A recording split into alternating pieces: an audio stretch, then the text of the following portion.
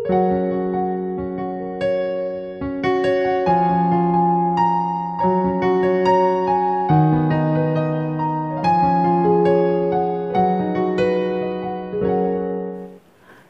Bapak Ibu dan saudara-saudari yang dikasihi Tuhan.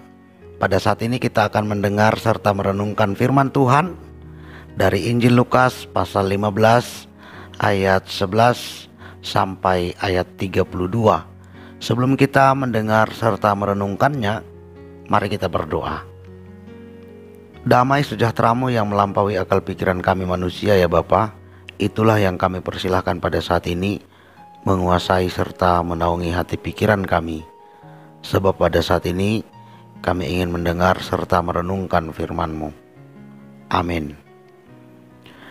Bapak Ibu dan saudara-saudari yang dikasihi Tuhan, beginilah bunyi pembacaan Injil Lukas pasal 15 ayat 11 sampai 32. Yesus berkata lagi, ada seorang mempunyai 2 anak laki-laki. Kata yang bungsu kepada ayahnya, "Bapak, berikanlah kepadaku bagian harta milik kita yang menjadi hakku." Lalu ayahnya membagi-bagikan harta kekayaan itu di antara mereka. Beberapa hari kemudian anak bungsu itu menjual seluruh bagiannya itu, lalu pergi ke negeri yang jauh. Di sana ia memboroskan harta miliknya itu dengan hidup berfoya-foya. Setelah dihabiskannya semuanya, timbullah bencana kelaparan di dalam negeri itu, dan ia pun mulai melarat. Lalu ia pergi dan bekerja pada seorang majikan di negeri itu. Orang itu menyuruhnya ke ladang untuk menjaga babinya. Lalu ia ingin mengisi perutnya dengan ampas yang menjadi makanan babi itu, tetapi tidak seorang pun yang memberikannya kepadanya. Lalu ia menyadari keadaannya, katanya, "Betapa banyaknya orang upahan Bapakku yang berlimpah-limpah makanannya, tetapi aku di sini mati kelaparan. Aku akan bangkit dan pergi kepada Bapakku dan berkata kepadanya, Bapa, aku telah berdosa terhadap sorga dan terhadap Bapa. Aku tidak layak lagi disebutkan anak Bapa.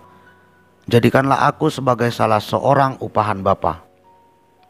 Maka bangkitlah ia dan pergi kepada bapaknya. Ketika ia masih jauh, ayahnya telah melihatnya, lalu tergeraklah hatinya oleh belas kasihan.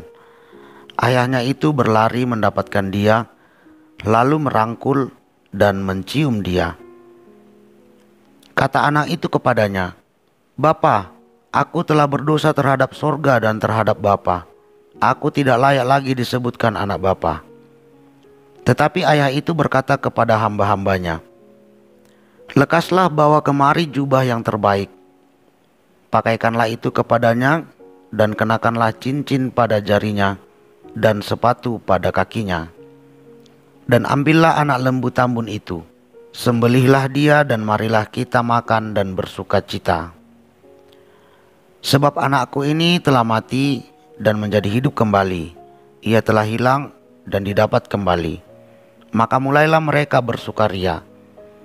Tetapi anaknya yang sulung berada di ladang, dan ketika ia pulang dan dekat ke rumah, ia mendengar bunyi seruling dan nyanyian tari-tarian.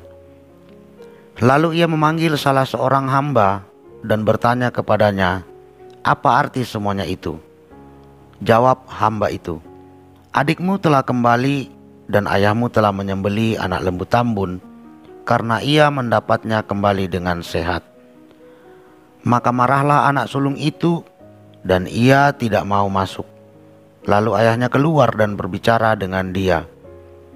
Tetapi ia menjawab ayahnya, katanya, "Telah bertahun-tahun aku melayani Bapa dan belum pernah aku melanggar perintah Bapa. Tetapi kepadaku belum pernah Bapa memberikan seekor anak kambing untuk bersukacita dengan sahabat-sahabatku.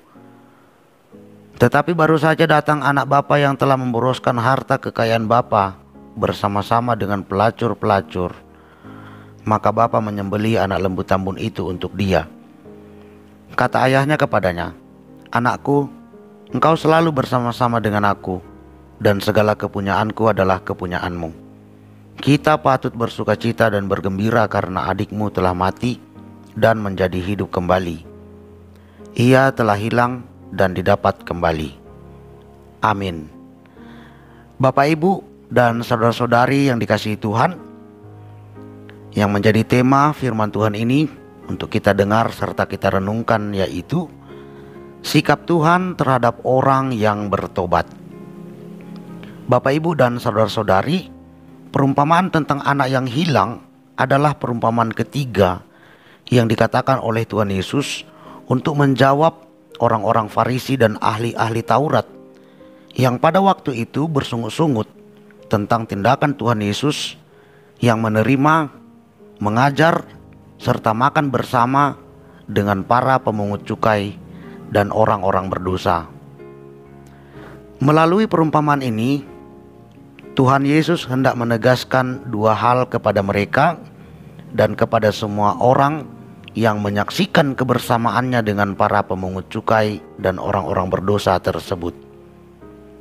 Yang pertama, bahwa Tuhan berbelas kasih kepada orang-orang yang kembali kepadanya dengan penyesalan akan dosa dan ingin bertobat dari segala dosa.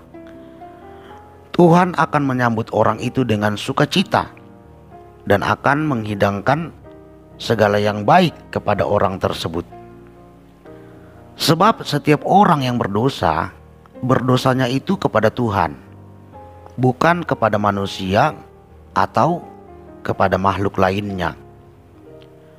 Walaupun seseorang melakukan kesalahan kepada sesamanya, tetapi dia berdosa kepada Tuhan, bukan kepada manusia. Karena kesalahan yang dilakukan kepada sesamanya adalah pelanggaran terhadap kehendak Tuhan. Oleh karena itu, semua orang, khususnya orang-orang Farisi dan ahli-ahli Taurat, tidak memiliki hak ataupun kewajiban untuk protes terhadap belas kasih serta sambutan Tuhan kepada orang berdosa. Hanya Tuhan yang berhak dan berwenang untuk mengampuni atau tidak mengampuni orang berdosa itu. Yang kedua, Bapak, Ibu, dan saudara-saudari, melalui perumpamaan ini Tuhan Yesus hendak menegaskan bahwa orang-orang yang sudah lebih dahulu mematuhi kehendak Tuhan, hidup bersama-sama dengan Tuhan, adalah orang-orang yang sudah lebih dahulu dan sudah lebih banyak menikmati kebaikan Tuhan dibandingkan orang-orang yang baru bertobat.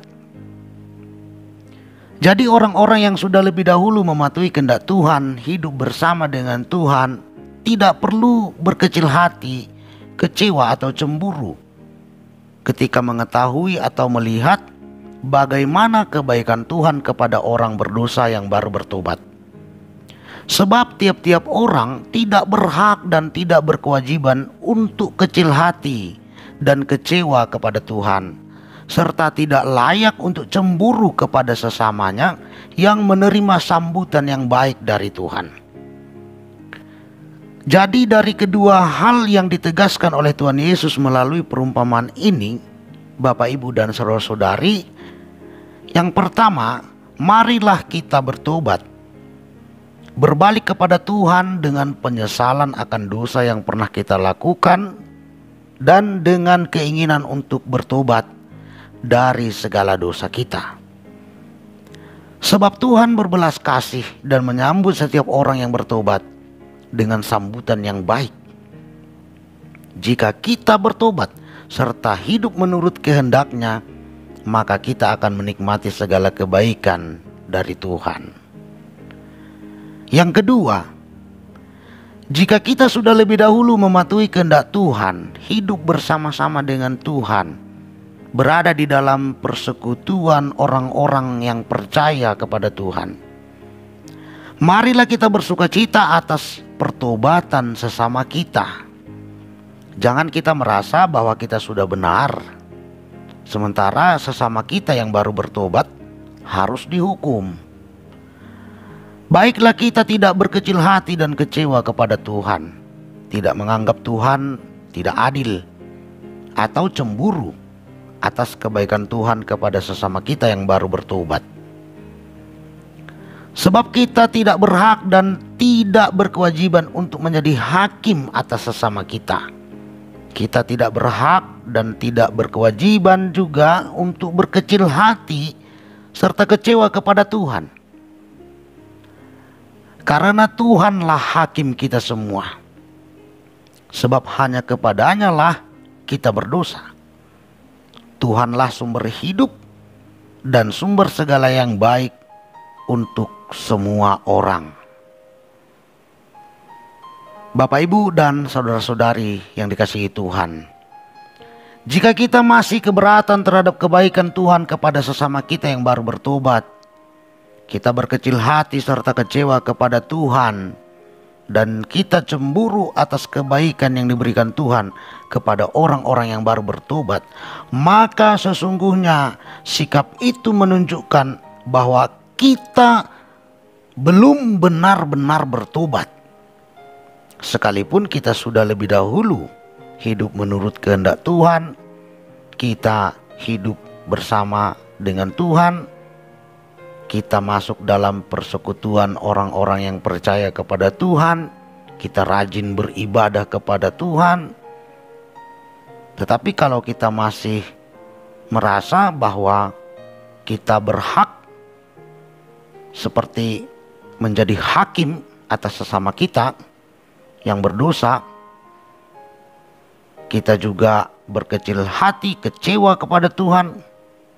Kalau Tuhan berbuat yang baik kepada sesama kita yang baru bertobat, lalu kita juga cemburu atas kebaikan yang diberikan Tuhan kepada orang-orang yang baru bertobat, maka sesungguhnya itu menunjukkan bahwa kita belum sungguh-sungguh bertobat. Oleh karena itu, Bapak, Ibu, dan saudara-saudari yang dikasihi Tuhan, sungguh-sungguhlah dalam bertobat. Kita ikutilah kehendak Tuhan, jangan kehendak kita yang kita ikuti. Maka Tuhan yang murah hati itu, yang menjadi sumber segala yang baik bagi semua orang, yang menerbitkan matahari, menurunkan hujan, bagi orang benar maupun bagi orang yang tidak benar, bagi orang yang baik maupun bagi orang yang jahat. Tuhan itulah yang akan selalu memberikan segala yang baik kepada kita. Amin. Mari kita berdoa. Terima kasih Bapa, karena kebenaran firman-Mu sudah kami dengar serta kami renungkan, yang mengajarkan kepada kami bagaimana sikap-Mu terhadap orang-orang yang bertobat, yang berbalik dari dosa datang kepadamu dengan penyesalan akan dosa dan dengan keinginan untuk bertobat. Bapa, terima kasih atas kebenaran firman-Mu ini. Biarlah kebenaran firman ini benar-benar kami pegang serta memotivasi kami untuk sungguh-sungguh dalam bertobat, yaitu mengikuti kehendak-Mu dengan sepenuh hati di segala aspek kehidupan kami. Terima kasih Bapa. Di dalam nama Tuhan Yesus kami berdoa. Amin. Shalom bagi kita semua.